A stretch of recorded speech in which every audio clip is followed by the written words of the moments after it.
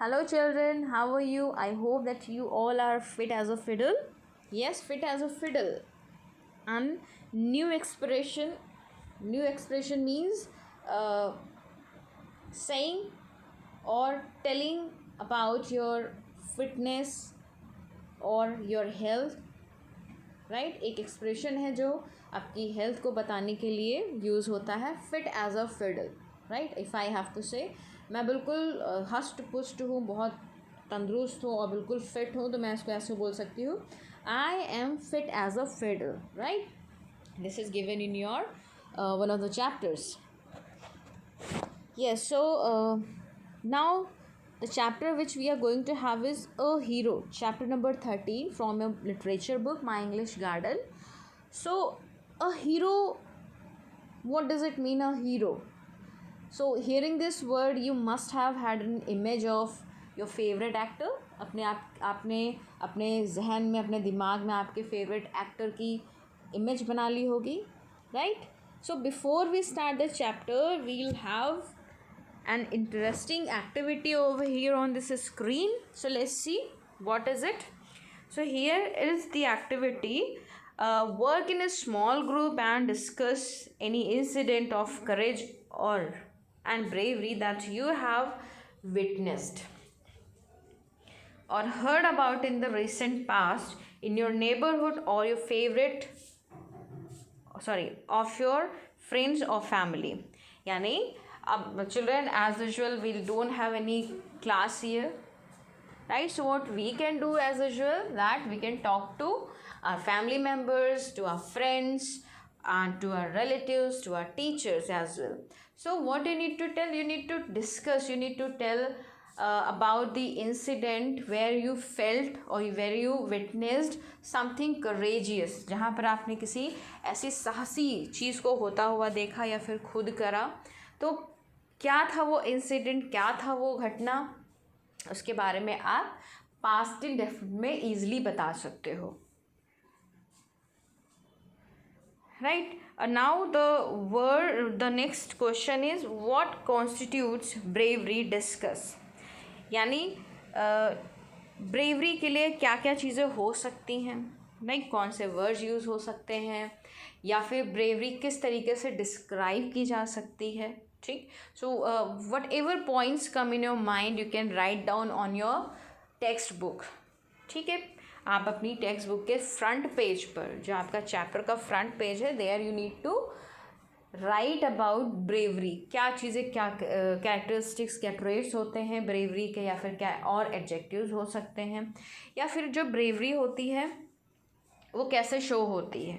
ठीक है, suppose bravery का मतलब ये हो सकता है नॉट अफ्रेड, नॉट या डू नॉट फियर, जो भी आपके दिल में आता हो, दिमाग में आता है, you need to fill up these blanks which are given on the screen. Now the third question is what difference does it make. यहाँ पर मेक्स होगा चिल्ड्रन, ये मेक्स रॉन्ग है. What difference does it make in our lifes. हमारी life में bravery यानी बहादुरी होने से क्या अंतर आएगा, या ये कैसे हमारी लाइफ को अफेक्ट करता है, कैसे डिफरेंस लाता है. Let me tell you how will you answer. इसमें क्या करना है कि क्या अगर हम ब्रेव हैं, अगर हमारे अंदर ब्रेवरी है, राइट, तो हमारी लाइफ में क्या चेंजेस आ जाएंगे. छोटा सा एग्जाम्पल, अगर हम बहादुर हैं, then we should not feel afraid of any kind of teacher, any kind of person, चाहे वो प्रिंसिपल सर हो या मैम हो, और या कोई भी टीचर हो, चाहे मैथ्स के टीचर हो, बहुत ही हिटलर टाइप ऑफ टीचर हो, कैसे भी टीचर होंगे, आपको डर नहीं लगेगा कोई भी क्वेरी, कोई भी क्वेश्चन करने में. So that shows that you are a brave, you have bravery in your character, right. So कैसा अंतर होगा कि first thing that you will be able to ask any question to anyone. आप किसी से question पूछ सकते हो. क्वेश्चन पूछने का मतलब है you are going to clear your doubts, आप अपने डाउट्स क्लियर कर लोगे, राइट. सो ये चेंज क्या आया कि हम कॉन्सेप्ट को आसानी से क्लियर कर सकते हैं अगर हमारे लाइफ में ब्रेवरी, अगर हम ब्रेव हैं. सो ये एक छोटा सा एग्जाम्पल था. ठीक है, तो किस तरीके से ब्रेवरी आपके लाइफ में चेंजेस लाती है, बदलाव लाती है, that you need to find out और you need to answer here. Now let's move ahead with this chapter.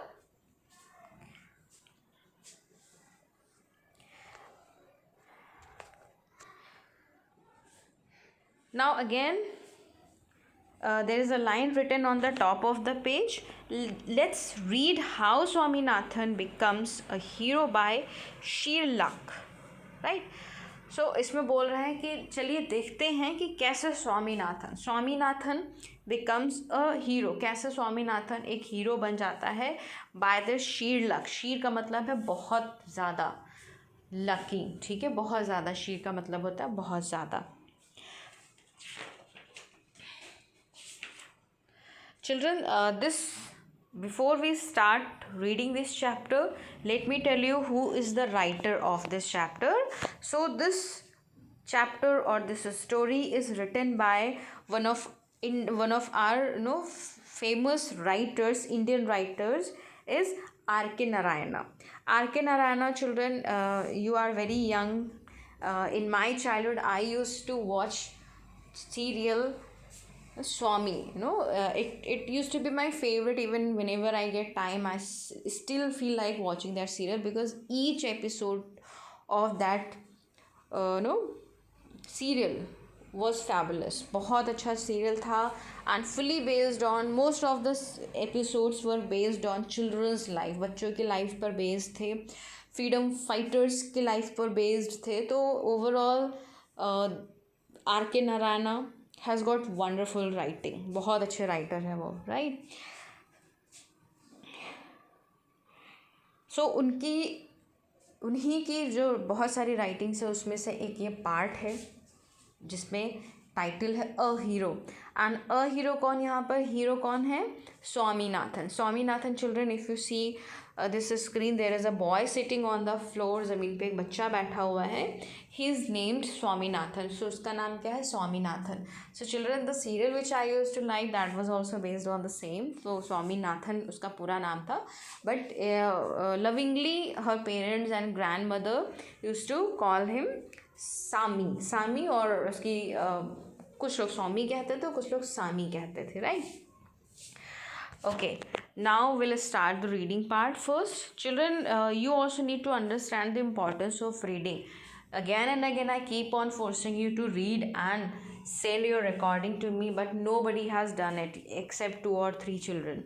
But वही है, 2-3 बच्चों को तो मैं नहीं पढ़ा रहा. I am teaching all the students. So you all need to answer me back because this is my responsibility, same as it is your responsibility to respond me back. आपका भी फ़र्ज़ है कि आप मुझे वापस रिस्पॉन्ड करो, right? So once I read this paragraph, you need to read after me. Pause the video, read the paragraph and the difficult words which you're not able to pronounce properly, copy me and read again and again, right? No matter this video is over in reading only, but you need to understand that you should read properly, because reading and speaking both are connected with each other. जैसे हम बोलते हैं वैसे ही हम read करते हैं, जैसे हम रीड करते हैं वैसे ही हम बोलना शुरू करते हैं, ठीक है? So let's get started with the reading first. Wait.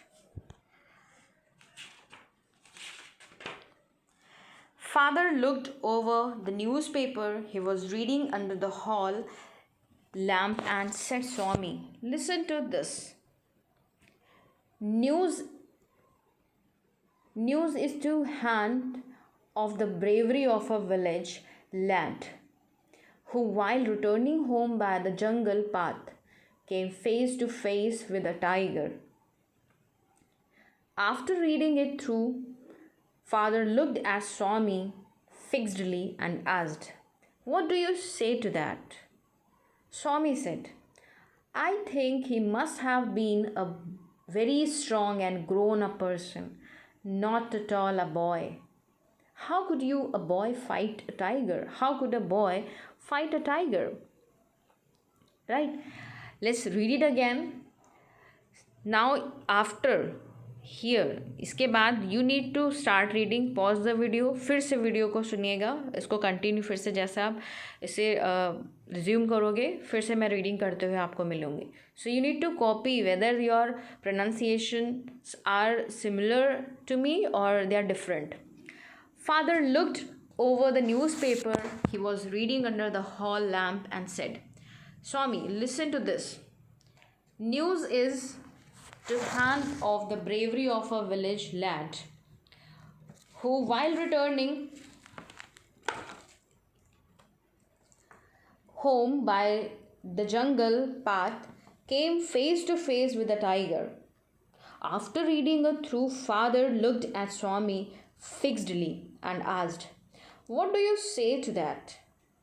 Swami said, I think he must have been a very strong and grown up person, not at all a boy.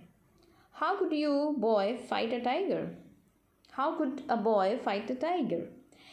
Now, children, see, if you have heard me speaking properly,